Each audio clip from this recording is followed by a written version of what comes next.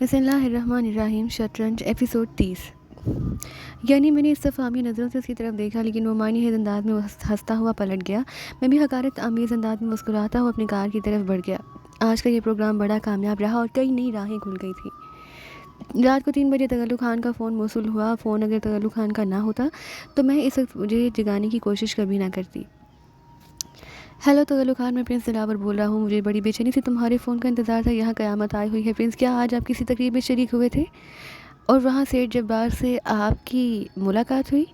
हाँ, बस वापस आते ही सेठ जब्बार पर दौरे पड़ने लगे। इसी वक्त चमन को बुलाया गया। वो इस वक्त भी कोठी में मौजूद है। शहबाज फोर्सले की भी शामत आ गई। बड़ी लंतन हुई है उस पर। उससे धमकी दी गई है कि अगर उसकी यही कारकर्दगी रही तो उसे उसकी हैसियत से महरूम कर दिया जाएगा। और वो अच्छी तरह जानता है कि हैसियत से महरूम करने का मतलब यह है कि ज़िंदगी भी छीन ली जाएगी। हर उस जगह मंसूर को तलाश किया जा रहा है जहां उसके मिलने के इम्कानात हो सकते हैं। शायद इस तकरीब में आपकी तस्वीर भी उतारी गई थी। फौरी तौर पर उनके प्रिंट तैयार होकर आ गए हैं और उनकी जांच पड़ताल की जा रही है। हर शख्स से तस्दीक कराई जा रही है कि ये मंसूर है या प्रिंस दिलावर। कड़ियाँ मिलाने के लिए बहुत से ममालिक को केबल दिए गए हैं और मालूम किया जा रहा है कि मंसूर कहाँ से कहाँ तक पहुँचा। चमन बेचारी की तो बड़ी बुरी तरह शामत आई है, क्योंकि मंसूर को उसकी आखिरी आरामगाह तक पहुंचाने वही गया था। मुझे भी आपके कई प्रिंट दिए गए हैं कि इनके ज़रिए इस जगह से जहां आप किसी ज़माने में मुकीम थे आपके बारे में मालूमात हासिल करूं। प्रिंस दिलावर ने आज तक सेठ जब्बार के खिलाफ जो कुछ किया है उसकी फाइलें मंगवा कर नुकसान का तहमीना लगाया जा रहा है। Very good. वैसे यूसुफ के बारे में तो तुम्हें मालूम हो गया होगा तगल्लु खान। जी हाँ, मुझे मालूम हो चुका है कि यूसुफ को छुड़ा लिया गया है। अदनान से इस सिलसिले में थोड़ी सी गुफ्तगू हुई थी। ठीक है, इसके अलावा और कुछ नहीं। प्रिंस, इस वक्त तकलीफ़ देने की माजरत चाहता हूँ। मुझे यकीन है कि कल दिन में किसी भी वक्त मुझे मौका नहीं मिलेगा। अगर कोई खास बात हुई तो मिलते ही इतला दूंगा। इस वक्त तक आपके लिए इजाज़त। मैं जानता हूँ तुम इसकी फ़िक्र ना करो। ओके प्रिंस, मेरे ख्याल में काम अब सही तौर पर शुरू हुआ है। सेठ जब्बार प्रिंस दिलावर की तरफ से परेशान ज़रूर था और अपने नुकसानात पर तिलमिला भी रहा था, लेकिन आपसे मुलाकात के बाद इसके अंदर है जानी कैफियत पैदा हो गई है और वो आपको पहचान चुका है। पहचाना ही था बाहर तो, और मैं उसे ज़हनी मरीज़ बना दूंगा। उसकी वो हालत कर दूंगा कि कुत्तों की तरह सड़कों पर भौंकता फिरेगा। मैं हर कदम पर आपके साथ हूँ, तगल्लु खान ने कहा और फ़ोन बंद कर दिया। सेठ जब्बार अब चैन से नहीं बैठेगा। मैंने सोचा लिहाजा मुझे भी अब अपने काम को तेज़ रफ्तार कर देना चाहिए। सही मालूमात हासिल हो जाए तो इस सिलसिले में नए महाज खोलूँगा। बाहर तो ये सब बातें सही सुबह सोचने की थी, इसलिए मैं इत्मीनान से लेट गया। दिन रात दोनों ही हंगामा हेज थे। सुबह सबसे पहले मैंने प्रोफेसर शिराजी को फ़ोन किया। उनसे रास्ता की शादी की तैयारी के सिलसिले में बातें की। 11 बजे अदनान से फ़ोन के ज़रिए सूरत हाल मालूम की। लुत्फ़ आगे है प्रिंस, पहली पार्टी को हम 80 लाख रुपए से काट रहे हैं। क्या मतलब? आरिफ तौसीफ़ का नाम तो आपके जहन में होगा। ये शख्स बड़े घिनौने जुराइम का मुरक्कब हुआ है। मैंने उस पर 1 करोड़ रुपए का जुर्माना आयद किया था। 1 करोड़ के जुर्माने मैंने उसके कागजात उसे वापस कर देने की पेशकश की तो उसकी हालत ख़राब हो गई। गिड़गिड़ाने लगा, लेकिन मैं जानता था कि तगड़िया सामने और इतनी रकम दे सकता है। अगर पार्टियाँ इसी शराफत से हमारे साथ ताउन करती रहीं तो हमारा मसला बाहरों भी हल हो जाएगा। हाँ, लेकिन हर काम नहायत होशियारी से होना चाहिए अदनान। हम उस चौमक्खी से लड़ रहे हैं, सबको अपने खिलाफ करके हम कामयाबी हासिल नहीं कर सकते। आप मुतमईन रहे प्रिंस। वही मैं तुमसे ज़्यादा मुतमईन और किससे हो सकता हूँ। कोई खास बात हुई तो अब से दोबारा रब्ता कायम करूँगा। ओके, मैंने कहा और रिसीवर रख दिया। फ़िलहाल इर्द गिर्द के हालात तसल्ली बख्श थे। जो काम हो रहा था उसमें तसल्ली बख्श कामयाबी हासिल हो रही थी। 12 बजे सेठ हाजी इलाही का फ़ोन मौसूल हुआ। प्रिंस साहब का खादिम बोल रहा हूँ। फरमाइए हाजी साहब। सारी रात सो नहीं सका प्रिंस। छोटा आदमी लिहाजा दिल भी छोटा है। बुरा ना मानिएगा। कल हमारे दरमियान जो गुफ्तगू हुई थी क्या वो संजीदगी पर मबनी थी? आपका क्या ख्याल है हाजी जी? मैंने पूछा। मैं क्या अर्ज़ करूँ, आपने ऐसी बात कही जो आज तक एक बिज़नेसमैन ने दूसरे बिज़नेसमैन से नहीं कही। हाजी साहब, ज़िंदगी में बहुत से मराहल आते हैं। कारोबार तो सिर्फ ज़िंदगी की ज़रूरत है। इसके लिए नींदें हराम करना अच्छी बात नहीं। आपके ख्याल में बदन का कौन सा उज़्व सबसे कीमती है? मेरे ख्याल में तो बदन का कोई उज़्व भी सस्ता नहीं। हाजी साहब बोले, ठीक कहा आपने, लेकिन इनमें ज़ुबान बहुत नुमायाँ है। जो कुछ इसे अदा होता है बड़ी हैसियत रखता है। कहीं कहीं ऐसा नहीं होता। हाजी साहब उलझी हुई सांसों के दरमियान बोले, हाँ बिल्कुल मैं ये बात मानता हूँ, लेकिन सेठ जब्बार की ये बात मुझे बहुत नागवार गुजरी कि वो दौलत के बलबूते पर दूसरों की रोज़ी छीन लेना चाहते हैं। मैंने आपसे जो कुछ कहा इस पर अमल भी करूँगा। आप अपनी तैयारी मुकम्मल करके मेरे दफ्तर से राब्ता कायम कर लें, मैं हिदायत दे दूँगा। कागजात तो बहुत दिनों से तैयार पड़े हैं। 50 लाख एडवांस की ज़रूरत है ताकि सौदा पक्का कर लिया जाए। किसी आदमी को भेजकर एडवांस का चेक मंगवा लें। मैं खुद पहुँच रहा हूँ मेरे दफ्तर। जी बहुत बेहतर। इस सिलसिले में कोई ज़मानत भी देनी होगी? जी हाँ, मैंने कहा। बताइए प्रिंस, क्या ज़मानत? अपनी दोस्ती और हलूस की खुदा हाफिज़। ये कहकर मैंने फ़ोन बंद कर दिया। साइमा रोशन अली को इस सिलसिले में हिदायत जारी कर दी। मैं सेठ जब्बार को हर मरहले पर शिकस्त देना चाहता था। शाम तक कोई खास बात ना हुई। रात को दिला माना तो मैं भेज बदल कर प्रोफेसर शिराजी के यहाँ पहुँच गया। हसीना कहीं से ढोलक ले आई थी और न जाने क्या क्या गा रही थी।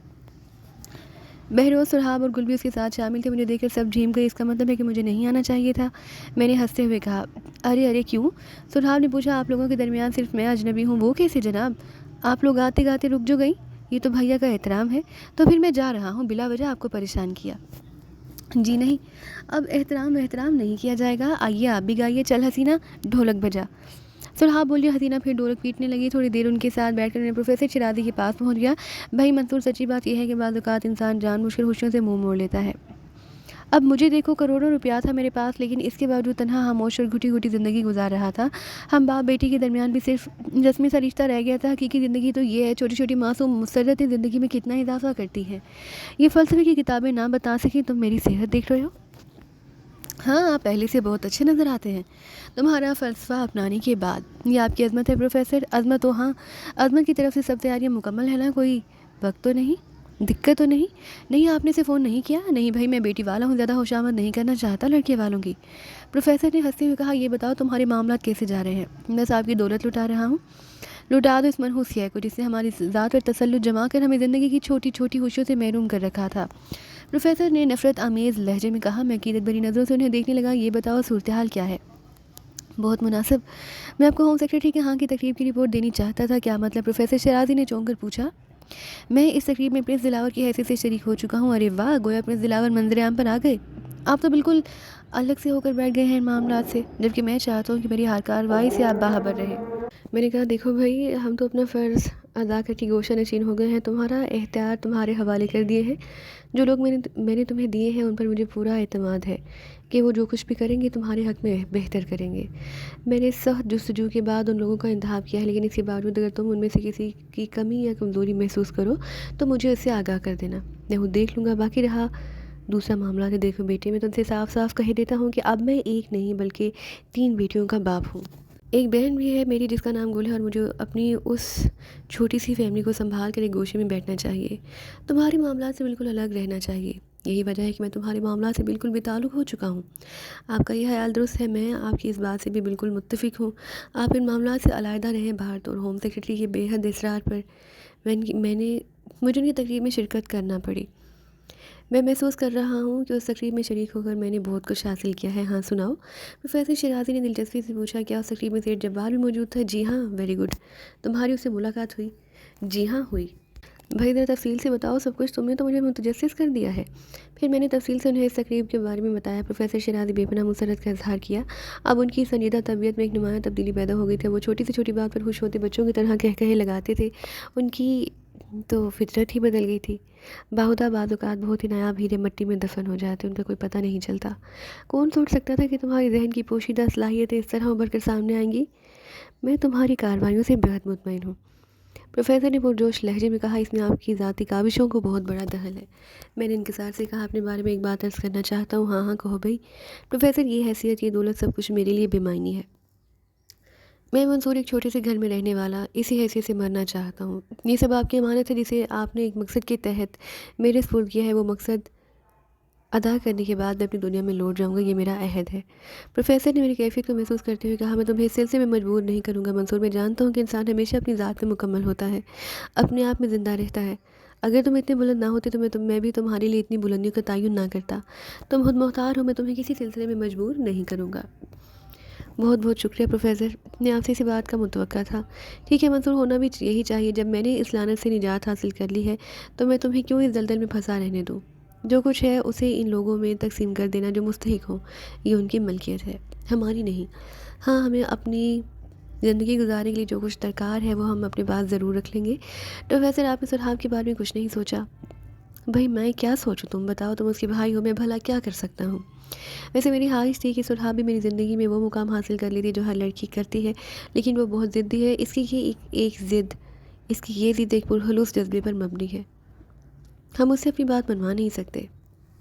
काश काश सुरहा मान जाती। हर तौर में कोशिश करूँगा, जैसे मुनासिब समझो। वैसे अभी ज़रूरत है मंसूर, अभी इसकी उम्र परेशान कुन दाखिल नहीं हुई। प्रोफेसर ने कहा। मैं पुरहयाल अंदाज में गर्दन हिलाने लगा। अपनी क्यामगाह पर पहुंचा तो वही सन्नाटा, खामोशी चारों तरफ फैली हुई थी। अपने बेड में आकर तरह तरह के ख्यालात में उलझा रहा। नींद भी नहीं आ रही थी। फिर थोड़ी देर बाद टेलीफोन की घंटी ने सहारा दिया। मैंने रिसीवर उठा लिया। दूसरी तरफ से एक आवाज़ सुनाई दी, हेलो प्रिंस, दिलावर से मिलना चाहती हूँ। फ़ैनी रात को सोने से कबल मेरा फ़ोन डायरेक्ट कर देती थी। मैं उसको पहचान नहीं सका था। क्या काम है आपको उनसे? मैंने पूछा। ज़ाती काम है, बराह करम ज़रा उन्हें ज़हमत दीजिएगा, मैं प्रिंस दिलावर ही बोल रहा हूँ। क्या वाकई? जी। आप कौन हैं?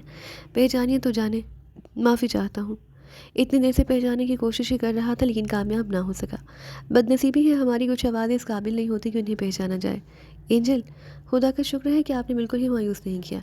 अरे मिस एंजल, कैसे मिजाज हैं आपके? बहुत ख़राब। क्या मतलब?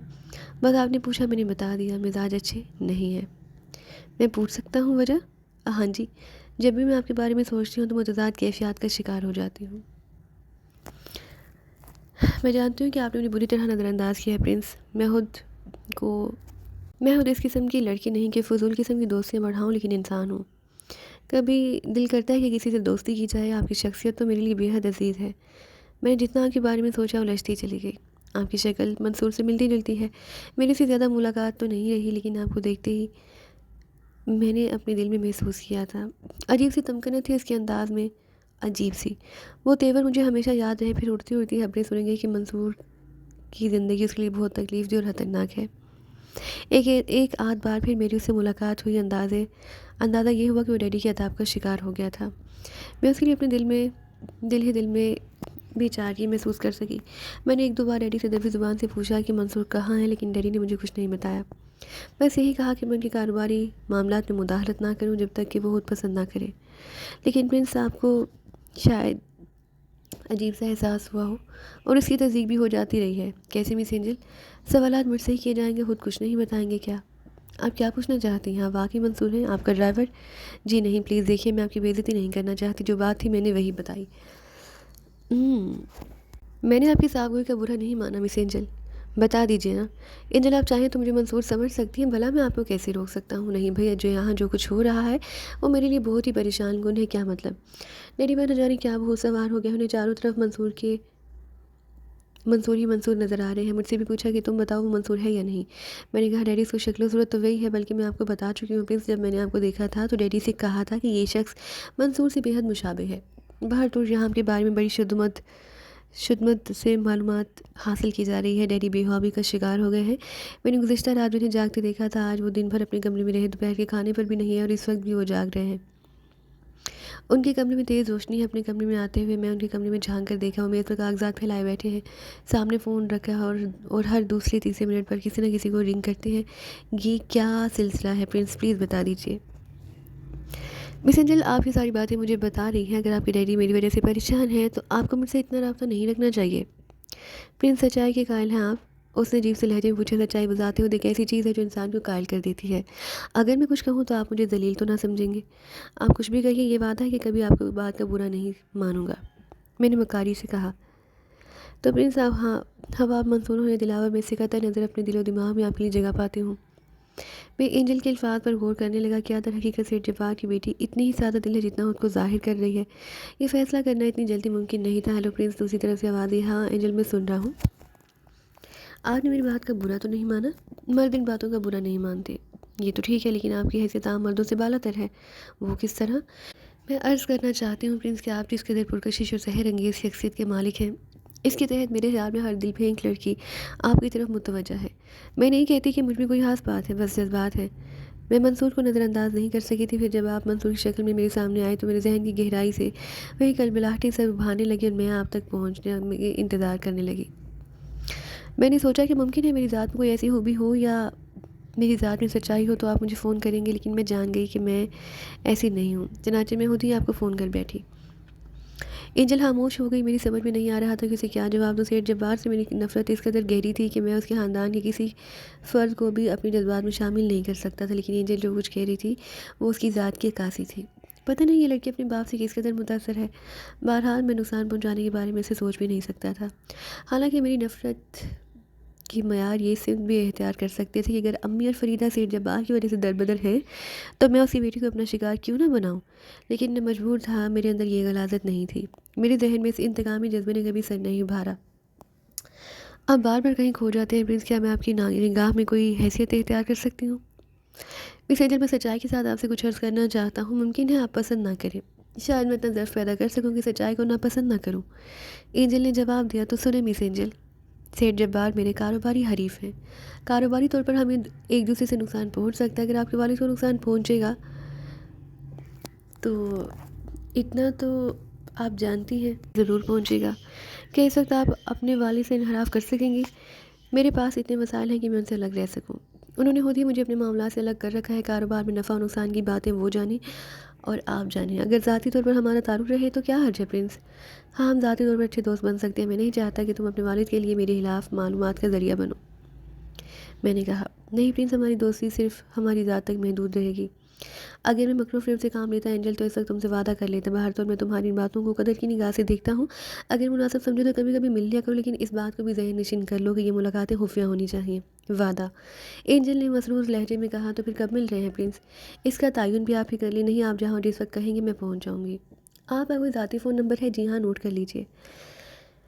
اینجل نے جواب دیا اور ایک ٹیلی فون نمبر مجھے دے دیا، میں نے ذہن نشین کر لیا، ٹھیک ہے میں رنگ کر کے آپ کو اطلاع دے دوں گی، میں انتظار کروں گا۔ میں نے خدا حافظ کہہ کر ریسیور رکھ دیا۔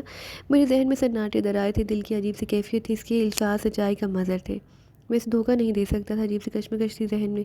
پھر میں نے تاریخی الفاظ دہرائے، ہر شخص سب سے پہلے اپنے بارے میں سوچتا ہے اور بعد میں دوسرے کے بارے میں، جو شخص دوسروں کے لیے پہلے سوچنے لگے وہ نقصان میں رہتا ہے۔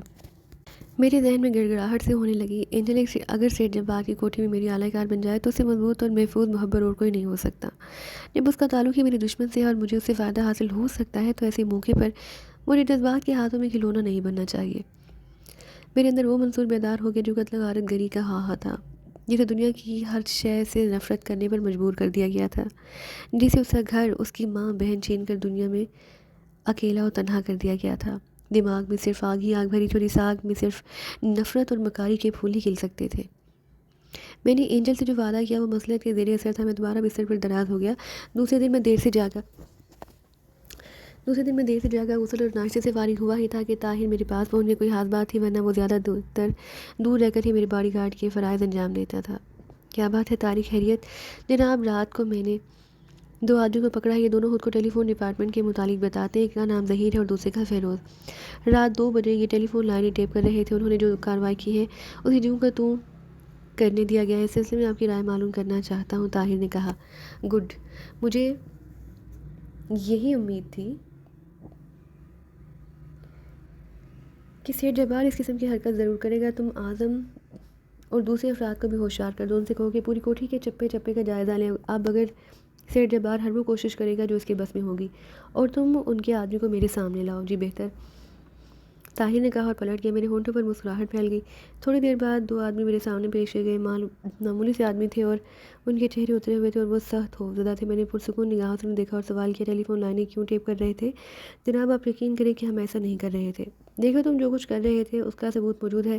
رات کو 2 بجے ٹیلی فون کے افراد کبھی کسی کے ہاں کام کرنے نہیں جاتے، تم جانتے ہو کہ تمہاری پوزیشن مشکوک ہے۔ جناب، ہم ڈیوٹی پر تھے، ہمیں یہاں سے کسی نے اطلاع دی تھی کہ ٹیلی فون لائنیں خراب ہیں، ہم نے سوچا اتنے بڑے آدمی کی کوٹھی ہے، کہیں اوپر شکایت نہ پہنچ جائے، اور ہم رات کو ہی کام کرنے چل پڑے۔ گویا تم لوگ تعاون کرنے پر آمادہ نہیں، ٹیلی فون لائنیں ٹھیک نہیں بلکہ ٹھیک ٹیپ کی گئی ہیں، میں صرف اس شخص کا نام جاننا چاہتا ہوں جس کے ایما پر تم نے یہ کام کیا۔ آپ یقین کریں صاحب، آپ ہمارے محکمے سے معلوم کر لیں کہ رات ہم ڈیوٹی پر تھے اور ٹیلی فون لائنیں ٹیپ کرنے آئے تھے، کیوں؟ جی نہیں، یہ ہم پر الزام ہے طاہر، یہ لوگ کسی شریفانہ سلوک کے مستحق نہیں۔ ان دونوں کو پولیس کے حوالے کر دو، جس پولیس افسر کے حوالے نہیں کیا جائے اسے یہ ہدایت کر دی جائے کہ پرنس دلاور ان کے بارے میں مکمل رپورٹ چاہتے ہیں، اور جب تک یہ حقیقت نہ اگل دے انہیں ضمانت پر رہا نہ کیا جائے، ورنہ اس پولیس افسر سے جواب طلبی کی جائے گی۔ بہتر جناب، طاہر نے کہا اور ان دونوں کو لے کر نکل گیا۔ سیٹھ جبار کی طرف سے یہ پہلی کوشش تھی، باہر طور میں سلسلے کو وہی رنگ دینا چاہتا تھا جو میری گرفتاری کے وقت میرے لیے تھا۔ سیٹھ جبار نے اپنی ذاتی کوششوں اور ناجائز ذرائع سے مجھے اس درجے پر پہنچایا تھا، اب میں اسے قرض سے لوٹا دینا چاہتا تھا۔ باہر طور اس کے بعد زندگی کے دوسرے معمولات شروع ہو گئے۔ کل عظمت کی شادی کا دن تھا، اس لیے میں آج کا دن کسی اور مصروفیت میں نہیں گزارنا چاہتا تھا۔ میں تیار ہو کر عظمت کے گھر پہنچ گیا۔ عظمت بھی دفتر سے چھٹی لے رکھی تھی، فرحت اللہ صاحب نے چند عزیزوں کو مدعو کیا ہوا تھا، میں بھی ان میں شامل ہو گیا۔ عظمت اور فرحت اللہ صاحب نے بہت کوشش کی کہ میں کوئی کام نہ کروں، لیکن میرے لیے یہ بہت بڑی خوشی تھی کہ میرا دوست زندگی کے ایک نئے دور میں داخل ہو رہا تھا۔ وہ میری طرح بد نصیب نہیں تھا کہ مصیبتوں میں پھنس کر خوشیوں سے اتنی دور چلا جاتا کہ زندگی ایک مذاق معلوم ہونے لگتی۔ وہ پورا دن میں نے ان لوگوں کے ساتھ کام کرتے ہوئے گزارا، پھر رات کو بھی وہی رہا۔ دوسرے دن صبح میں پروفیسر شیرازی کے یہاں پہنچ گیا۔ یہاں مہمانوں کے استقبال کی تیاری مکمل تھی۔ میرے مہمانوں کی ضیافت کے لیے بہترین بندوبست کر رکھا تھا۔ راشدہ دلہن بنی بیٹھی تھی، میں اس کے پاس پہنچا تو اس کی آنکھیں شرم سے جھک گئیں۔ اس وقت کمرے میں میری اور راشدہ کے علاوہ کوئی نہیں تھا۔ میں نے اس کی شانے پر ہاتھ رکھتے ہوئے کہا، مجھے خوشی ہے راشدہ کہ تمہاری امی کی ایک آرزو آج پوری ہو رہی ہے۔ راشدہ نے نم پلکیں اٹھا کر مجھے دیکھا، پھر گردن جھکا لی۔ بولو راشدہ، تم کچھ کہنا چاہتی ہو؟ منصور، امی ہمارے درمیان موجود نہیں۔ وہ رندی ہوئی آواز میں بولی، ہاں لیکن ان کی روح ہمارے درمیان ہے۔ وہ خوش ہوں گی کہ ان کی بیٹی آج اپنی زندگی کے اہم دور میں داخل ہو رہی ہے۔ ہم ان کی روح کو غمزدہ نہیں کریں گے راشدہ۔ ایک بات کہوں منصور؟ راشدہ آہستہ سے بولی، ہاں ہاں کہو۔ میری آرزو ہے کہ تم بھی اپنی زندگی کا ایک ساتھی تلاش کر لو۔ تم جانتے ہو منصور، میں تمہارے دکھ میں برابر کی شریک ہوں۔ میں چاہتی ہوں کہ تمہیں وہ سب کچھ مل جائے جس کی تمہیں تلاش ہے، لیکن اس کے ساتھ ساتھ تمہاری زندگی ایک مخصوص ڈگر پر دیکھنا چاہتی ہوں۔ ممکن ہے زندگی میں یہ مقام بھی آ جائے، لیکن فی الحال تم اپنے بارے میں سوچو راشدہ۔ عظمت بہت اچھا انسان ہے، وہ بھٹک رہا تھا۔ خدا کا شکر ہے کہ میری تھوڑی سی کوششوں نے اسے بھٹکنے سے بچا لی، اور آج وہ زندگی کے اس خوبصورت راستے پر قدم رکھ رہا ہے جو ہر انسان کی سب سے بڑی آرزو ہوتی ہے۔ بہرحال میری تمام تر خوشیاں اور دعائیں تمہارے ساتھ ہیں۔ راشدہ نے گردن جھکا لی، اس کا بدن ہولے ہولے لرز رہا تھا۔ میں اسی کیفیت کو اچھی طرح سمجھ رہا تھا، لیکن اس سلسلے میں ایک لفظ بھی کہنا گناہ تھا۔ راشدہ مجھے چاہتی تھی اس وقت سے جب اس نے مجھے ایک ڈرائیور کے روپ میں دیکھا تھا، پھر اب اس نے میرا دوسرا روپ دیکھا تو خاموشی سے پیچھے ہٹ گئی، لیکن اس کے احساسات اب تک وہی تھے۔ میں چاہتا تھا کہ وہ عظمت کے ساتھ نا انصافی نہ کرے۔ شام کو عظمت کی بارات آ گئی، پھر عظمت اور راشدہ کو ہمیشہ کے لیے ایک دوسرے کا ساتھی بنا دیا گیا، اور ہم نے راشدہ کو نیک دعاؤں کے ساتھ رخصت کیا۔ یہ خوشی اور مسرت کی رات میں نے پروفیسر شیرازی کے ہاں گزار دی۔ راشدہ کے چلے جانے سے سب لوگ اب کچھ افسردہ ہو گئے۔ میں نے سرحاب سے کہا، افسردہ ہونے کی ضرورت نہیں سرحاب، بلکہ مسرت کی بات یہ ہے کہ زندگی میں ایک دلچسپی پیدا ہوئی۔ کاش میرا ایاز بھی مجھے مل جاتا، میرا دل اس کے لیے بہت دکھی ہے۔ آپ نے ایک بات کہی تھی بھیا، وہ کیا؟ یہ کہ ایاز بھیا کسی لڑکی کو پسند کرتے تھے، شاید شمو نام تھا اس کا۔ آپ نے نظر انداز کر دیا، وہ ایاز کی زندگی میں شامل تھی، ہم ایاز کو نہیں پا سکے، لیکن شمو کا تحفظ کرنا تو ہمارا فرض ہے بھیا، ہم اسے بھولے ہوئے ہیں۔ نہیں سرحاب، میں اسے بھولا نہیں ہوں۔ عظمت کے ذریعے میں اس کے حالات سے باخبر رہتا ہوں، وہ اب بھی وہیں رہتی ہے، پتہ نہیں بیچاری کن حالات میں ہو۔ کیا ہم پر فرض نہیں کہ اس پر توجہ دیں؟ ہاں سرحاب، فرض تو ہے، بلکہ یہ کہا جائے تو غلط نہ ہوگا کہ اب تک ہم نے اپنے فرض سے غفلت برتی ہے۔ تو پھر کیا خیال ہے راشدہ کی کمی پوری کر لیں؟ وہ کیسے؟ شمو کو یہاں لا کر۔ بھائی بڑی چالاک ہو، میں بھی تمہاری اس رائے سے متفق ہوں۔ ایسا کرو، گل کو ساتھ لے کر وہاں ہو آؤ، اگر وہ یہاں آ جائے تو پھر بات ہی کیا ہے۔ ٹھیک ہے، میں کل ہی یہ کام کر لوں گی، آپ ذرا مجھے اس کا پتہ بتا دیجئے۔ لکھ لو، میں نے کہا۔ سرحاب کو اس کا پتہ لکھوا دیا۔ سرحاب نے واقعی بڑی دلچسپ بات کہی تھی۔ ہر چند کے ایاز کے لیے میرے دل میں زحم تھا، وہ میرا سچا دوست اور ساتھی تھا۔ جو لمحات میں نے ایاز کے ساتھ گزارے تھے وہ کسی کے ساتھ نہیں گزارے تھے۔ وہ میری عصرت کی زندگی کا ساتھی اور بڑا ہی دلچسپ انسان تھا۔ میں نہ جانے اب کہاں تھا، زندہ بھی تھا یا مر گیا تھا۔ باہر تو اگر میں اس کے لیے شمو کی حفاظت نہ کر سکا تو میرے لیے ڈوب مرنے کا مقام ہوگا۔ سرحاب نے اس احساس کو جگا کے درحقیقت مجھ پر احسان کیا تھا۔ ہمارے درمیان سب باتیں طے ہو گئیں تو میں پروفیسر سے اجازت لے کر اپنی قیامگاہ پر واپس پہنچ گیا۔ اینجل کے بارے میں معلوم ہوا کہ وہ 2 بار فون کر چکی ہے۔ فینی نے اطلاع دیتے ہوئے کہا، سر میں نے اس کے لہجے میں عجیب سے اضطراب محسوس کیا ہے کہ وہ اس غلط فہمی کا شکار ہے۔ آپ جان بوجھ کر اسے گفتگو نہیں کر رہے؟ ٹھیک ہے فینی، میں سے بات کر لوں گا، میں نے جواب دیا۔ سر ویسے ایک بات کہوں؟ ہاں کہو۔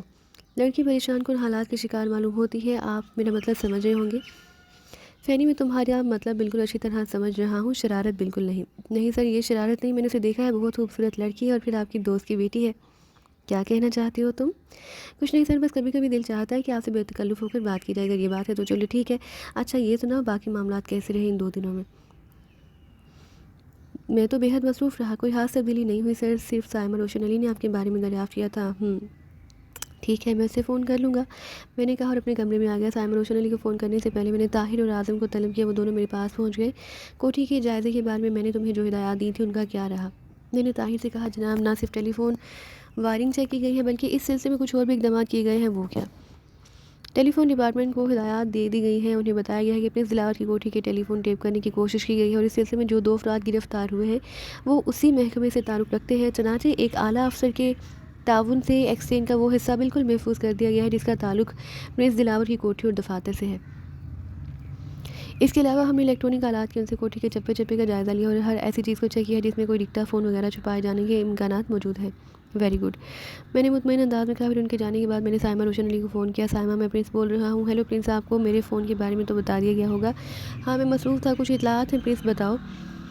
محکمہ داخلہ اور محکمہ دفاع کی جانب سے پروجیکٹ کے سلسلے میں فوری طور پر منظوری دے دی گئی ہے اور دونوں محکمے اس سلسلے میں آپ کی تنہا شمولیت سے مطمئن ہیں اور ہمیں وہ کاغذات فراہم کر دی گئے ہیں جن کے تحت ہم کلی طور پر اس پروجیکٹ کے لیے سرمایہ فراہم کر سکتے ہیں اور اس سلسلے کی ابتدائی تفصیلات جلد ہی ہمارے حوالے کر دی جائیں گی۔ وزارت داخلہ کا ایک افسر مجھ سے ملاقات کر چکا ہے۔ کیا اس سلسلے میں کوئی پریس نوٹ وغیرہ جاری کیا گیا تھا؟ نہیں پرنس، لیکن میں یہ کارروائی مکمل کر چکی ہوں۔ کیا مطلب؟ کل کے اخبارات ایک ضمیمہ چھاپ رہے ہیں جس میں اس پروجیکٹ کی تفصیلات درج ہوں گی۔ اس کے ساتھ ہی وزارت داخلہ کا یہ اعلان بھی کہ پرنس دلاور اس پروجیکٹ کے چیئرمین ہیں اور وہی اسے تکمیل کے مراحل تک لے جائیں گے۔ اگر آپ کی اس سلسلے میں کوئی رائے ہو تو مجھے آگاہ کر دیجیے، میرا خیال ہے سب کچھ مناسب ہے۔ پرنس وہ آپ کی تصویر مانگ رہے ہیں، لیکن میں نے معذرت کر لی کہ پرنس کی اجازت کے بغیر یہ ناممکن ہے۔ یہ بھی اچھا ہی کیا سائمہ، میں تصویر دینے کے حق میں نہیں ہوں۔ میں نے کہا اس کا مطلب ہے میں نے صحیح کیا۔ اور ہاں پرنس، حاجی لاہی کو رقم دے دی گئی ہے، ٹھیک ہے، اور کچھ؟ میں نے پوچھا۔ بس فی الحال تو یہی اطلاعات تھیں جو میں آپ تک پہنچانا چاہتی تھی۔ شکریہ سائمہ، اگر ضرورت پڑے تو میں اس سلسلے میں مزید ہدایات دے دوں گا، میں نے کہا اور کیٹل دبا کر عدنان سے رابطہ قائم کیا۔ اس سے بھی تمام معاملات ٹھیک ہونے کی اطلاع دی۔ اس نے بتایا کہ ابھی کوئی خاص بات نہیں ہوئی ہے، اگر ہوئی تو مجھے اطلاع دے گا۔ گویا فی الحال فرصت تھی، چنانچہ میں نے اینجل کے دیے ہوئے نمبروں پر اسے رنگ کیا۔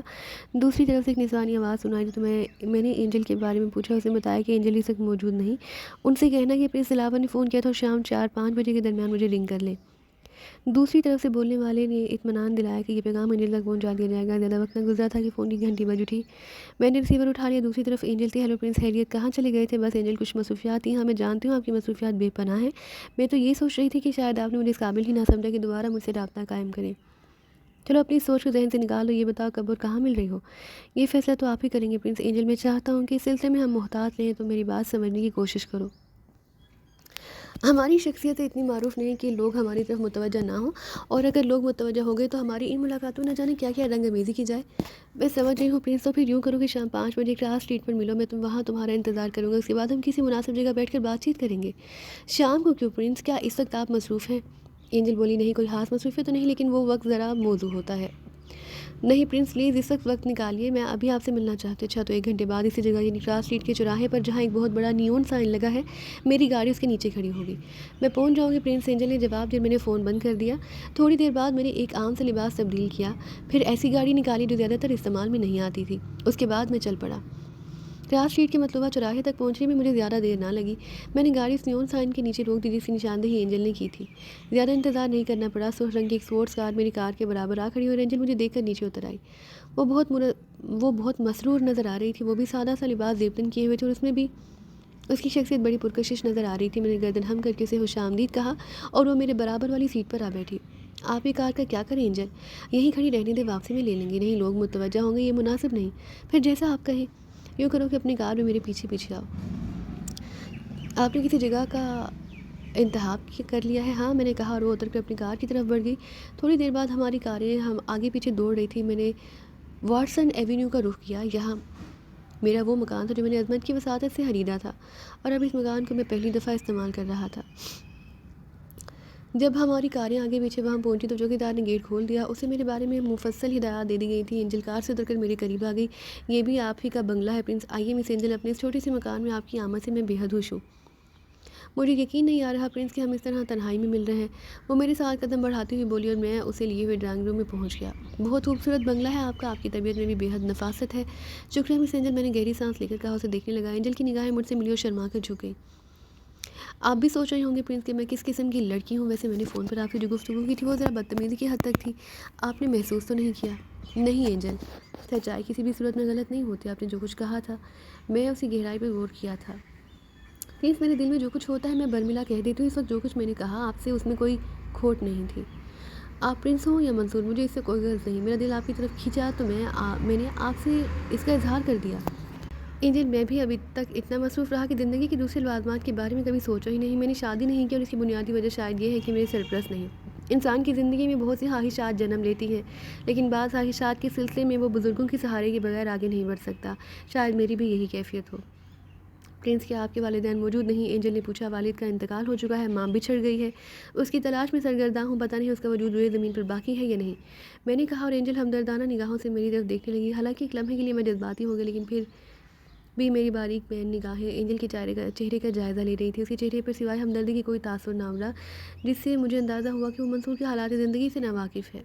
ظاہر ہے سیٹھ جبار جیسے زیرک اور جرائم کی دنیا کا آدمی اپنی بیٹی کو اپنے معاملات سے آگاہ نہیں کر سکتا تھا. تھوڑی دیر خاموشی رہی، پھر اینجل نے کہا، لیکن آپ کی والدہ آپ سے کیسے بچھڑ گئی؟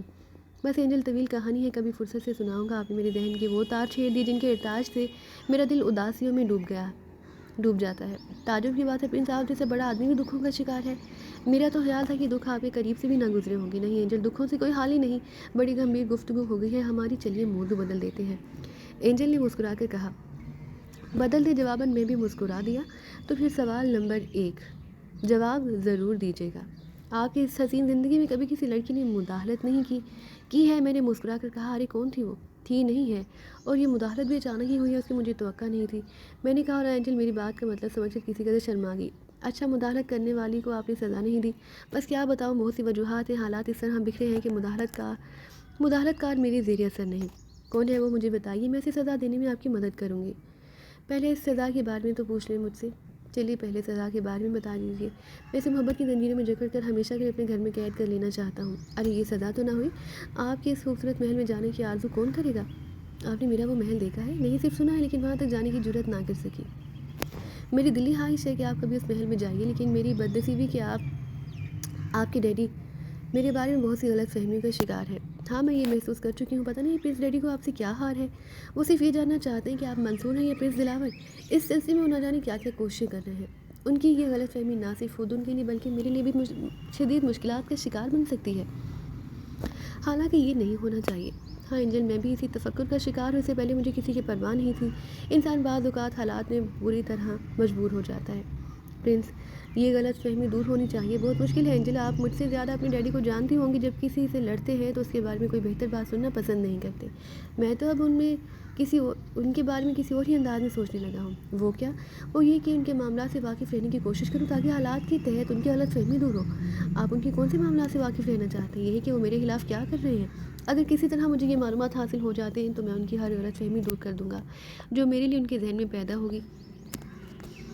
اینجل کسی سوچ میں ڈوب گئی، پھر گردن ہلا کر بولی، اگر آپ کہیں پرنس تو میں اس سلسلے میں آپ کی مدد کر سکتی ہوں. نہیں اینجل، میں نہیں چاہتا کہ اس سلسلے میں باپ بیٹی کے درمیان کوئی رنجش ہو. نہیں ڈیڈی مجھے بہت چاہتے ہیں، میں ان کی اکلوتی بیٹی ہوں. ارے لیکن آپ کیا کر سکیں گی مس اینجل؟ میں ڈیڈی کی جاسوسی کروں گی. وہ کس طرح؟ اب اتنی احمق بھی نہیں. آپ یہ سب کچھ مجھ پر چھوڑ دیجیے. میں ڈیڈی کی معمولات کی رپورٹ تیار کرتی رہوں گی، اور پھر جب بھی ملاقات ہوگی آپ کو بتا دوں گی. فون پر آپ کو نہیں بتا سکتی کیونکہ کوٹھی کی بہت سی لائنیں مشترک ہیں اور فون پر ہماری گفتگو سنی جا سکتی ہے.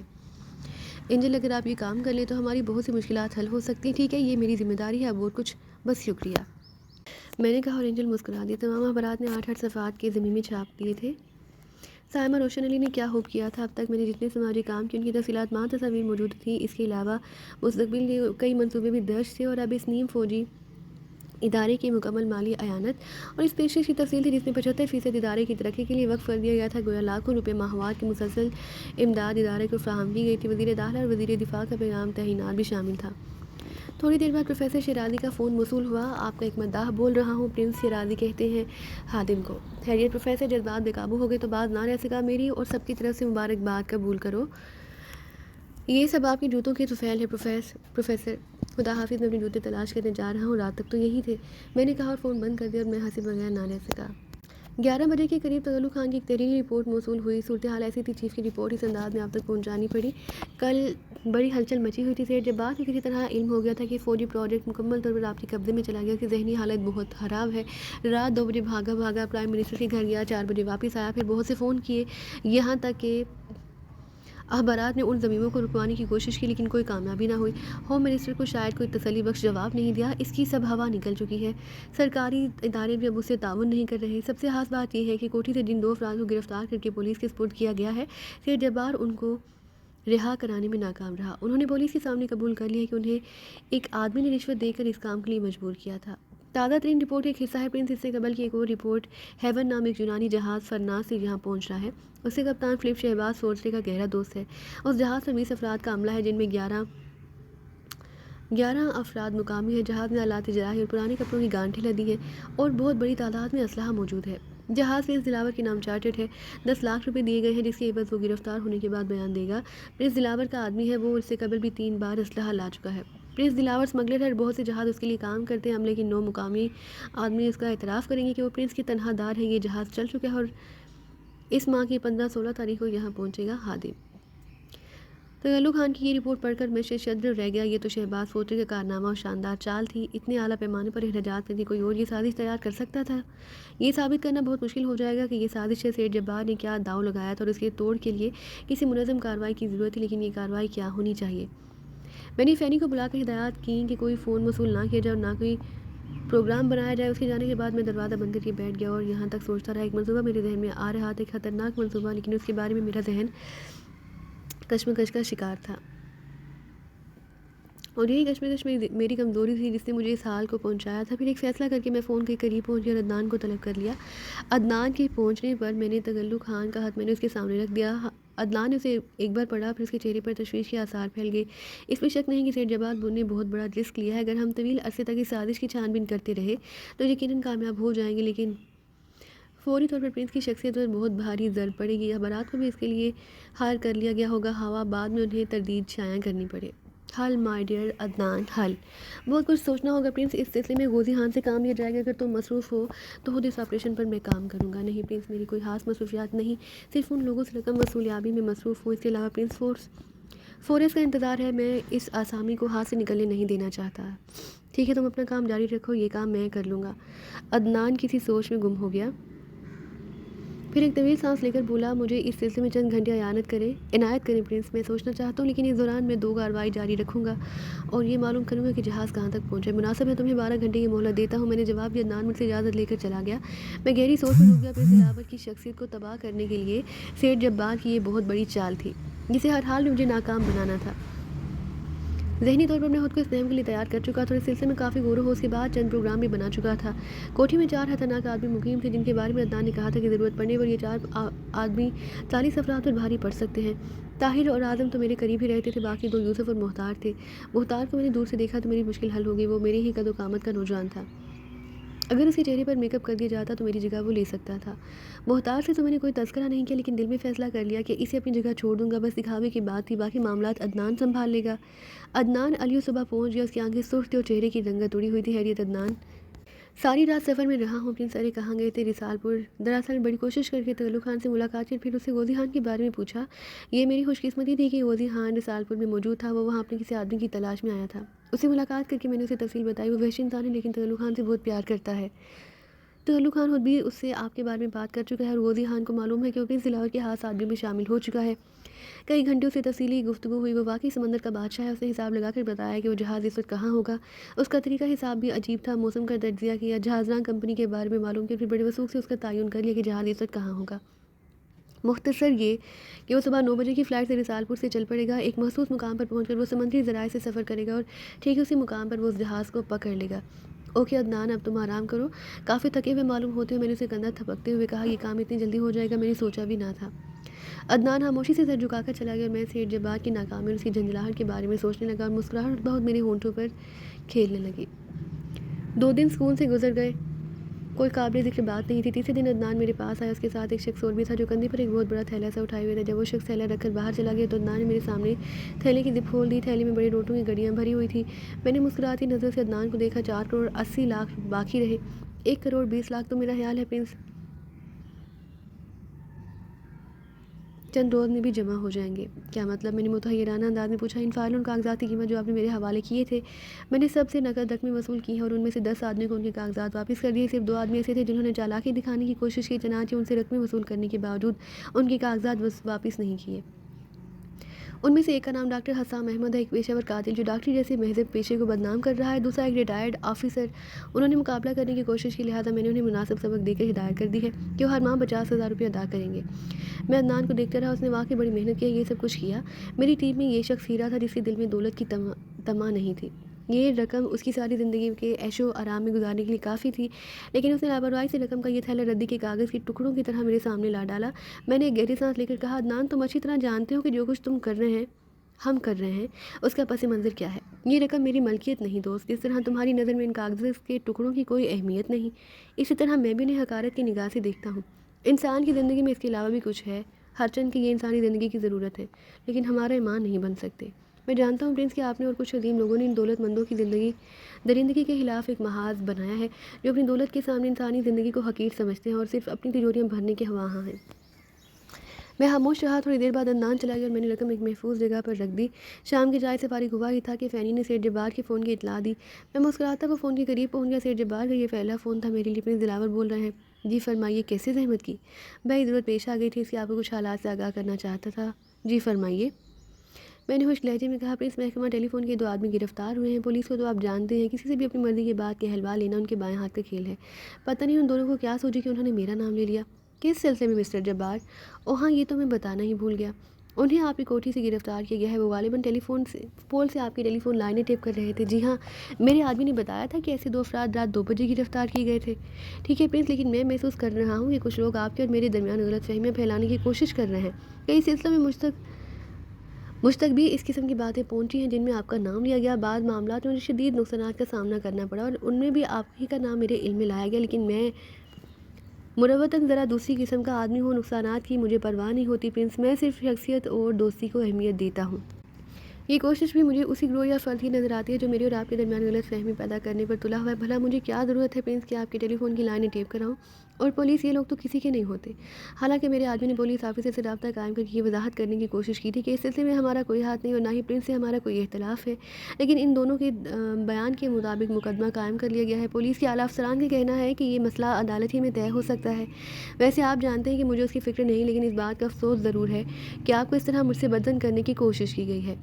ہاں، یہ بات میرے کانوں تک بھی پہنچ رہی ہے مسٹر جبار بہر طور۔ اگر آپ کہتے ہیں کہ وہ آپ کے آدمی نہیں تھے تو میں ہدایت کر دوں گا کہ مقدمہ واپس لے لیا جائے اور اس سلسلے کو ختم کر دیا جائے۔ شکریہ پرنس، بے حد شکریہ، اور میں آئندہ کے لیے بھی آپ کو محتاط رہنے کی تاکید کرتا ہوں۔ ہم جس پائے کے لوگ ہیں اس کے تحت ایسی چھوٹی چھوٹی سازشیں ہمیں زیب نہیں دیتی۔ میں کبھی یہ پسند نہیں کروں گا کہ آپ میری طرف سے کسی غلط فہمی کا شکار ہوں۔ ویسے پرنس، آپ نے خود کو بہت محدود کر رکھا ہے۔ آپ کی شخصیت اس قدر پر اسرار ہے کہ لوگ آپ کے بارے میں جاننے کے خواہاں رہتے ہیں۔ پر اسرار بننا کوئی اچھی بات تو نہیں۔ آپ عوام میں آئیے، تقاریب میں شرکت کریں تاکہ ایک دوسرے کو جاننے کا موقع ملے۔ میری درخواست ہے پرنس کہ آپ کسی دن میرے مہمان بنے، میری عزت بڑھ جائے گی۔ ضرور ضرور، آپ سے ملاقات کرنا تو بہت ضروری ہے سیٹھ صاحب۔ میں کسی مناسب وقت پر خود آپ سے ملاقات کروں گا۔ مطمئن رہیے، خدا حافظ، میں نے کہا اور ریسیور رکھ دیا۔ میرے ہونٹوں پر گہری مسکراہٹ پھیل گئی۔ میں نے پولیس ہیڈ کوارٹر کو فون کر کے ڈی آئی جی سے بات کرنے کی خواہش ظاہر کی اور چند لمحوں بعد ڈی آئی جی سے رابطہ کیا۔ ہیلو پرنس، ہماری خوش نصیبی ہے کہ آپ نے ہمیں یاد کیا۔ جی ہاں ڈی آئی جی صاحب، آپ تو ہمارے کسی کام نہ آئے، لیکن ہم آپ کی مشکلات میں اضافہ کرنے کا سبب نہیں بنیں گے۔ میں نہیں سمجھا جناب۔ ڈی آئی جی ہاں نے حیرت سے کہا، یاد ہوگا کہ ایک مرتبہ ہم آپ کے پاس ایک اطلاع لے کر حاضر ہوئے تھے۔ آپ نے اس کا نہ صرف مذاق اڑایا بلکہ ہمارے لیے مشکلات بھی پیدا کر دی تھی۔ اب ہم نے 2 آدمی آپ کے حوالے کیے ہیں تو یقینی طور پر ان کی ضمانت کے لیے آپ کو مجبور کیا جا رہا ہوگا۔ اس بار آپ مجبور نہیں ہوئے ڈی آئی جی صاحب۔ ارے پرنس، بہت بہت شکریہ، آپ کے الفاظ کا تو میں بہت عرصے سے منتظر تھا۔ بہرحال وہی مثال ہے، کبھی کے دن بڑے اور کبھی کی راتیں۔ اب آپ کے دن بڑے ہیں پرنس تو حالات آپ کے غلام ہیں۔ کیا حکم ہے ان کے بارے میں؟ یہ بات میرے علم میں لائی گئی ہے کہ محکمہ ٹیلی فون کے 2 افراد کو گرفتار کر کے ہیڈ کوارٹرز پہنچایا گیا اور کافی سختیوں کے بعد انہوں نے سیٹھ جبار کا نام لیا ہے۔ ڈی آئی جی صاحب، آپ نے تو ہماری مشکل حل نہیں کی تھی، لیکن ہم آپ کی مشکل کا یہ حل کر رہے ہیں کہ وہ مقدمہ واپس لے رہے ہیں۔ ان دونوں کو رہا کر دیا جائے اور سیٹھ جبار کو اس سلسلے میں کوئی تکلیف نہ دی جائے۔ یا کہ یہ کیا کہہ رہے ہیں آپ؟ ہاں ڈی آئی جی ہاں صاحب، ظاہر ہے وہ دونوں معمولی لائن میں ہیں، ان سے مجھے کیا پرہاش ہو سکتی ہے۔ براہ کرم انہیں چھوڑ دیجیے اور اس سلسلے کو ختم کر دیجیے۔ جو حکم پرنس، لیکن میں واقعی حیران ہوں۔ شکریہ، میں نے کہا اور فون بند کر دیا۔ میں اپنی اس گفتگو سے مطمئن تھا۔ سیٹھ جبار کو ذہنی کچوکے لگ رہے تھے، اس کا غرور ٹوٹ رہا تھا۔ اب میں اسے چٹکیوں میں مسلنے کے قابل ہو گیا تھا، لیکن اب بھی میں اسے اور پاگل کرنا چاہتا تھا۔ ابھی تو وہ اپنے پیروں پر کھڑا تھا، میں چاہتا تھا کہ وہ سڑکوں پر گھسیٹتا پھرے۔ امی اور فریدہ اس کے ذہن میں پوشیدہ تھی۔ میں اسے یہ راز اگلوانا چاہتا تھا کہ وہ کہاں ہے، لیکن میرے عمل کی رفتار بہت سست تھی۔ میں محسوس کر رہا تھا کہ کام اتنی تیزی سے نہیں ہو رہا جتنی تیزی سے اسے ہونا چاہیے تھا۔ اس میں کوئی تبدیلی پیدا کرنی چاہیے۔ دوسرے دن اینجل کا فون موصول ہوا۔ انتظار کرتے کرتے تھک گئی تو فون کیا ہے، آپ سے تو اتنا بھی نہیں ہوتا کہ فون کر لیں۔ اسے شکایتی انداز میں کہا، کہاں مل رہی ہو؟ میں اس کی انسنی کرتے ہوئے پوچھا۔ جی ہاں، فون کر لیا تو بس۔ وہ محبوبیت سے بولی، شکایت مت کرو اینجل، بس آ جاؤ۔ میں نے لہجے میں کہا، بے قراری کا تاثر پیدا کرتے ہوئے کہا، کہاں پر؟ شہر کی رونقیں ہماری راہ میں مزاحم ہوتی ہیں، ہمیں تنہائی درکار ہے۔ میرا وہ چھوٹا سا گھر تمہیں یاد ہے؟ آ رہی ہوں، اینجل نے کہا اور فون بند کر دیا۔ میرے ہونٹوں پر مسکراہٹ پھیل گئی، میں نے اسے ملنے کے لیے خود کو تیار کرنے لگا۔ پھر مجھے واٹسن ایونیو پہنچنے میں زیادہ دیر نہ لگی، وہ بھی شاہ گل کی طرح لچکتی ہوئی پہنچ گئی۔ ڈیڈی سے دوستی کیوں نہیں کر لیتے؟ اس نے آتے ہی اپنے باپ کی خواہشات کا زہر میرے کان میں انڈیلا۔ کیا میرے اور ان کے درمیان دشمنی ہے؟ میرے ہونٹوں پر مسکراہٹ سجاتے ہوئے پوچھا۔ ہاں، اب میں اس بات سے واقف ہو گئی ہوں، ڈیڈی نے خود مجھے تفصیل بتائی ہے۔ کیا کہا انہوں نے؟ میری دھڑکنیں بے ترتیب سی ہونے لگیں۔ پرنس، میں نے آپ سے وعدہ کیا تھا کہ اپنے اور آپ کے راستے کی رکاوٹیں دور کرنے کے لیے میں آپ کے لیے جاسوسی کروں گی، اور اس دوران میں یہ کام کرتی رہی ہوں۔ خاموشی سے اسے دیکھتا رہا۔ میں مسلسل ڈیڈی کی نگرانی کرتی رہی ہوں، اور ان دنوں وہ سخت پریشان ہیں، راتوں کو جاگتے ہیں۔ آج تک میں نے ان کو اس طرح نہیں دیکھا۔ میں نے ہمیشہ انہیں ٹھوس چٹان کی مانند پایا ہے۔ وہ بڑے بڑے خطرے کو خاطر میں نہیں لاتے تھے، بڑی بڑی خطرناک اطلاعات سن کر ہنس کر ٹال دیتے، لیکن اب تو اپنے سائے سے بھی بھڑکتے ہیں۔ کیا آپ یقین کریں گے پرنس کہ اب وہ اپنی خوابگاہ میں بھی نہیں سوتے؟ ارے وہ کیوں؟ ان کے بستر پر ربڑ کا ایک پتلا ہوتا ہے، اور خود کسی تاریک کونے میں ہوتے ہیں۔ وہ ایسی جگہ پر سوتے ہیں جہاں وہ کبھی قدم رکھنا بھی پسند نہیں کرتے تھے۔ کیا انہیں زندگی کا خطرہ ہے؟ یہ تو آپ بتا سکتے ہیں پرنس۔ کیا مطلب؟ میں چونک پڑا۔ پہلے میں تفصیل بتا دوں، اس کے بعد آپ سے سوالات کروں گی۔ ڈیڈی راتوں کو کوٹھی کے گرد چکراتے رہتے ہیں، ملازموں کے کوارٹروں میں جھانکتے ہیں، شہباز سے آدھی آدھی رات تک باتیں کرتے رہتے ہیں۔ پچھلی رات میں نے انہیں امجد علی ڈرائیور کے کوارٹر میں جاتے دیکھا تھا۔ انہوں نے شاید زندگی میں پہلی بار اپنی کوٹھی کے کسی کوارٹر میں قدم رکھا تھا۔ امجد علی؟ میں بے احتیاط بول پڑا۔ ہاں، جانتے ہیں آپ اسے؟ اینجل نے گہری نگاہوں سے میری طرف دیکھتے ہوئے پوچھا۔ ارے اب تو آپ تم اپنے ڈیڈی کی جاسوسی کرنے لگی اینجل۔ میں نے ایک دم خود کو سنبھال لیا۔ ہاں پرنس، میں اپنے ڈیڈی کو بہت چاہتی ہوں، میں ان کی اس پریشانی سے متفکر ہوں۔ میں آپ کی منت کرتی ہوں پرنس کہ اگر کوئی بات آپ کے ذہن میں ہو، کوئی اختلاف جسے دور کرنے کی بنیاد میں بن سکوں صرف میرے لیے، میں ابھی آپ سے اتنی بڑی بات کا مطالبہ کرنے کا حق نہیں رکھتی، لیکن میں یہ حق حاصل کرنا چاہتی ہوں۔ پرنس، آپ یقین کریں، میں نے کبھی زندگی میں کسی شخص کے اس قدر قریب آنے کی کوشش نہیں کی۔ اگر آپ وہی ہوتے جو ہماری ذہنوں میں ہے، تو بھی اگر مجھے یہ موقع مہیا کیے جاتے تو میں آپ کے قریب آنے میں آر محسوس نہ کرتی۔ میں فطرتاً اتنی بری نہیں ہوں۔ پلیز اینجل، ایسی باتیں نہ کریں، آپ جذباتی ہو رہی ہیں۔ یقیناً آپ کو اپنے ڈیڈی سے پیار ہوگا، اور آپ جو کچھ کہہ رہی ہیں درست ہوگا۔ ہم اس موضوع پر گفتگو کر لیں گے اینجل، کو یہ مسئلہ درپیش نہیں ہوگا۔ آپ اپنی وہ بات جاری رکھیں جو مجھے بتا رہی تھی۔ امجد علی ہمارا بہت پرانا ڈرائیور ہے، اپنے بیوی بچوں کے ساتھ ہماری کوٹھی میں رہتا ہے۔ ڈیڈی کو اسی کوارٹر میں داخل ہوتے دیکھ کر مجھے جس قدر حیرت ہوئی ہوگی آپ سمجھ سکتے ہیں۔ میں نے کوارٹر کی اگبی کھڑکی سے ان کی گفتگو سنی۔ امجد علی کہہ رہا تھا کہ وہ احمد علی ڈرائیور کو جانتا ہے، وہ اس کا ساتھی رہ چکا ہے۔ پھر ڈیڈی اسے احمد علی کے بیٹے منصور کے بارے میں معلومات حاصل کرنے لگے، جو احمد علی کی جگہ چند روز ہمارے ہاں ڈرائیور رہا تھا۔ میں آپ کو بھی اس بارے میں بتا چکی ہوں کہ آپ کی شکل ہو بہو اس شخص سے ملتی جلتی ہے۔ حالانکہ میں نے اسے مختصر لمحات میں دیکھا ہے، لیکن وہ میرے ذہن میں نقش ہو چکا ہے، اسی لیے میں آپ کو دیکھ کر بھی چونکی تھی۔ بہرحال ڈیڈی نے امجد علی سے گفتگو کرتے بڑے نرم اور دوستانہ لہجے میں کہا، امجد علی تمہیں میرا کام کرنا ہے۔ انہوں نے امجد علی کے ساتھ مل کر یہ پروگرام بنایا کہ وہ امجد علی کو بیوی بچوں سمیت نکال دیتے ہیں، اس ملازمت سے سبک دوش کر دیتے ہیں، وہ پرنس دلاور کی کوٹھی چلا جائے اور وہاں ملازمت کی درخواست کرے۔ انہوں نے اس سلسلے میں امجد علی کو حاصل رقم دینے کا وعدہ کیا، اور کہا کہ اس کی بیوی بچوں کے تحفظ کی مکمل ضمانت دی جائے گی، اور نہ صرف رقم بلکہ ایک مکان بھی اس کے لیے خرید لیا جائے گا، جس سے اس کا مستقبل سنور جائے گا۔ وہ پرنس دلاور کی کوٹھی میں ملازمت حاصل کرنے کے بعد یہ معلوم کرے کہ آیا پرنس دلاور منصور ہے یا نہیں، اگر ہے تو پرنس کیسے بنا۔ ڈیڈی جب امجد علی کے کوارٹر سے لوٹے تو میں نے ضد کر کے ان سے تمام کہانی سنی کہ کس طرح آپ نے انہیں نقصان پہنچایا، ان کی ساکھ کو تباہ کرنے کی کوشش کی۔ یہ کہتے کہتے اس کی آواز بھرا گئی اور اسے سر جھکا لیا۔ سیر جبار کی پریشانی کا احوال سن کر میرا جی چاہا کہ کہہ لگاؤں، لیکن اینجل کو افسردہ دے کر میں سنجیدہ ہی رہا۔ بہرحال وہ لڑکی تھی، ہوا میرے دشمن کی ہی سہی، اس نے تو ایسے حالات کا کبھی تصور بھی نہ کیا ہوگا۔ اس نے جس صاحب گوئی سے سیر جبار کے بارے میں تفصیلات بتائی تھیں، ان میں کسی کھوٹ کی گنجائش باقی نہیں تھی۔ یقیناً اینجل ان حالات سے ناواقف تھی جو میرے اور سیر جبار کے درمیان مخاصمت کا سبب بنے۔ میں چند لمحے خاموش رہا، پھر اسی کندھے پر ہاتھ رکھتے ہوئے بولا، اتنا رنجیدہ نہیں ہوتے اینجل، بس کیا بتاؤں پلیز، بہت پریشان ہو گئی ہوں۔ آپ یقین کریں کہ کبھی کسی سلسلے میں اس طرح نہیں الجھی تھی۔ میں ڈیڈی کے لیے پریشان ہوں، ادھر آپ کے لیے بھی فکر مند، نہ جانے کیوں آپ سے ان سے مخاصمت رکھتے ہیں۔ ڈیڈی نے جو کچھ بتایا اگر سچ ہے تو بتائیے، آپ نے یہ سب کچھ کیوں کیا ہے؟ اور یہ صرف آپ نے میرے ڈیڈی کے ساتھ کیا ہے یا دوسرے لوگ بھی آپ کے مظالم کا نشانہ بنتے رہے ہیں؟ مجھے بتائیے پرنس، کیا بگاڑا ہے ڈیڈی نے آپ کا؟ میں تو آپ کو اس قدر چاہتی ہوں کہ بیان نہیں کر سکتی، لیکن میں ڈیڈی کو بھی اسی قدر چاہتی ہوں پرنس۔ میں ایک دوراہے پر آ کھڑی ہوں، سمجھ میں نہیں آتا کون سا راستہ اختیار کروں۔ میں نے آپ کو سب کچھ سچ بتا دیا، آپ پتہ نہیں میرے اس سچ سے ڈیڈی کو کیا نقصان پہنچے گا۔ اینجل، میں تمہیں ہمیشہ ہنسے مسکراتے دیکھنا چاہتا ہوں، ان الجھنوں کا بوجھ کیوں اپنے ذہن پر لاد رہی ہو؟ میرے اور سیر جبار کے درمیان جو معاملات ہیں انہیں ہمارے درمیان ہی رہنے دو۔ یہ بتاؤ تم مجھ سے کیا چاہتے ہو؟ نہیں پرنس، میں آپ دونوں کے درمیان کھڑی ہوں، اور دونوں ہی کے لیے میرے دل میں بے پناہ محبت ہے۔ آپ دونوں کے درمیان کھڑی ہر قسم کی دیوار گرا دینا چاہتی ہوں۔ میں آپ دونوں کے دلوں سے محاصرت ختم کر کے خلوص پیدا کرنا چاہتی ہوں۔ اس بات سے مجھے اس قدر مسرت ہوگی پرنس کہ میں بیان نہیں کر سکتی۔ اینجل، تم صرف یہ بتاؤ کہ مجھ سے کیا چاہتی ہو۔ آپ ڈیڈی سے مل لیجیے، ان کا شک دور کر دیجیے اور بتا دیجیے کہ آپ کی اصلیت کیا ہے۔ تو پھر اینجل، تم یوں کرو کہ میری اصلیت اپنے ڈیڈی ہی سے معلوم کرو، ان سے پوچھو اگر میں منصور ہوں تو ان کا مخالف کیوں ہوں۔ اگر تم ان سے یہ معلوم کر لو تو بس تمہاری ہر بات ماننے کے لیے تیار ہوں۔ گویا آپ یہ تسلیم کر لیں گے پرنس کہ آپ منصور ہیں۔ میں نے کہا نا کہ پہلے اپنے ڈیڈی سے منصور کی اصلیت معلوم کرو، اس کے بعد مجھ سے پوچھنا۔ میرے لیے یہ ممکن نہیں پرنس۔ کیوں؟ میں نے تیکھی نگاہوں سے اسے دیکھا، ایسے کہ ڈیڈی نے مجھے آپ سے فریب کرنے پر مجبور کیا ہے۔ انہوں نے مجھ سے کہا کہ میں چالاکی سے آپ کی حقیقت معلوم کرنے کی کوشش کروں۔ اگر آپ منصور ہیں تو میں یہ کھوج لگاؤں کہ آپ نے یہ اتنا سرمایہ کہاں سے حاصل کیا اور آپ کے پس پشت کون لوگ ہیں۔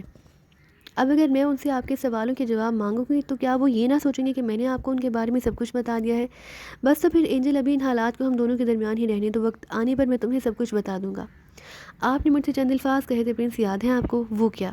یہ کہ آپ کی والدہ آپ سے بچھڑ گئی ہیں۔ وہ کس طرح بچھڑی، کیا آپ اس سلسلے میں کچھ بتا سکیں گے؟ اینجل کے سوال پر ایک لمحے کے لیے میں اپنا منصوبہ بھول گیا۔ میرے ذہن میں دھواں سا اٹھنے لگا۔ میں نے سلگتی ہوئی نظروں سے اسے دیکھتے ہوئے کہا، تمہارے اس سوال کا جواب بھی تمہارے ڈیڈی کے پاس ہے اینجل۔ اگر تم جوابات حاصل کرنے میں کامیاب ہوگی تو میں وعدہ کرتا ہوں کہ تم جو کہو گی وہی کروں گا۔ اگر اس سے پہلے تم مجھ سے کچھ پوچھنا چاہتی ہو تو میں معذرت خواہ ہوں۔ میں خود بھی تمہیں پسند کرتا ہوں اینجل، لیکن یہ میری زندگی کا اہم مسئلہ ہے۔ ہاں، میں نے سیٹھ جبار کو نقصانات پہنچائے ہیں، ابھی تو کچھ نہیں، آنے والے وقت میں تم دیکھو گی کہ میں سیٹھ جبار سے کیا سلوک کرتا ہوں۔ اگر سیٹھ جبار اپنے عبرتناک انجام سے بچنا چاہتا ہے تو اسے تمہارے سوالوں کے جواب دینا ہوں گے۔